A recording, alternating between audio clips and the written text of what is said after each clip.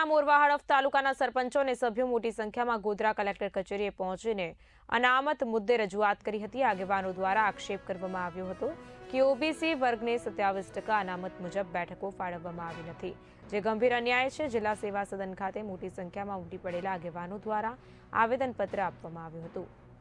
તાલુકા અને જિલ્લા પંચાયતની બેઠકોની ફાળવણીમાં ગુજરાત સ્થાનિક સત્તામંડળ કાયદા 2023 મુજબ ન્યાય આપવાની માંગ કરવામાં આવી હતી।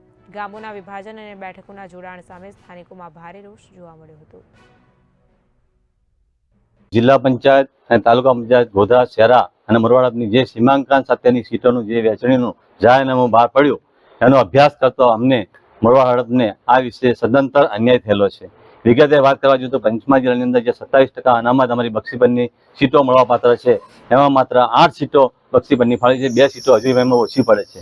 ત્યારે ગોધરાની અંદર 27% મુજબ પૂરેપૂરી સીટો ગોધરાને મળેલી છે।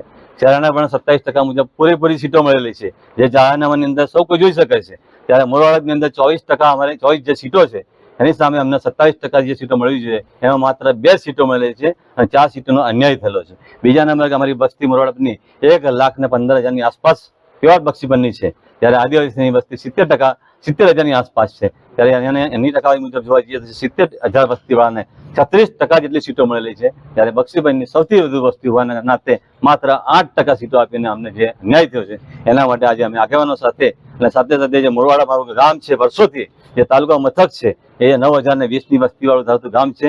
સરકારશ્રીના જાહેરનામા મુજબ એ ગામમાંથી એક સીટ અલગ કરવી જોઈએ, અમે ના નથી પાડતા, પરંતુ આખા ગામની એક સીટ રાખવી જોઈએ અને બીજા ગામમાં જે ઘટતી વસ્તી હોય એના બીજા ગામમાં ઉમેરવા જોઈએ। ખરેખર આ મોરવાડાને 2 ભાગમાં વહેંચીને એક બાજુ 3 ગામ એડ કર્યા છે અને અમે માનનીય કલેક્ટર સાહેબને જે આવેદનપત્ર આપ્યું છે એમાં ખરેખર અમારા 4 તાલુકા જે એના કરતાં વધારે જે વસ્તી અને રિઝર્વેશન બક્ષીની જે વસ્તી છે એમાં ખરેખર અમને હળવદ તો મોરવા તાલુકામાં અન્યાય થયો છે। જે અમારું 27% રિઝર્વેશન છે એ ખરેખર જિલ્લામાં એક સરખી રીતે એને લાભ મળવો જોઈએ, એને બદલે જ્યારે મોરવા તાલુકામાં વસ્તીને ધોરણે અમને બક્ષીપનને અન્યાય થયો છે અને બીજી બધી ઘણી બાબતોએ અન્યાય થયો છે। ત્યારે આજે અમે અમારા આદરણીય પ્રમુખ શ્રી વિજયભાઈ પટેલના નેતૃત્વ હેઠળ જ્યારે અમે આ એક આવેદનપત્ર આપ્યું છે માન્ય કલેક્ટર સાહેબે અમને મૌખિક કહ્યું છે, સરકારશ્રીમાં મોકલી અને કંઈક ઘટતું થાય એવી વાત કરી છે। ત્યારે અમને ખૂબ ખુશી છે, પણ જ્યારે કે ન્યાય ન મળે તો અમે ભારતીય જનતા પાર્ટીના અમારા ચૂંટાયેલા આગેવાનો અને અમારા પ્રદેશના અમારા પ્રમુખશ્રી અને મળીને પણ આ બાબતે અમે ચોક્કસ ઘટતું કરવા માટે અમે ખૂબ પ્રયત્ન કરીશું અને ન્યાય મેળવીને અમે જંપીશું।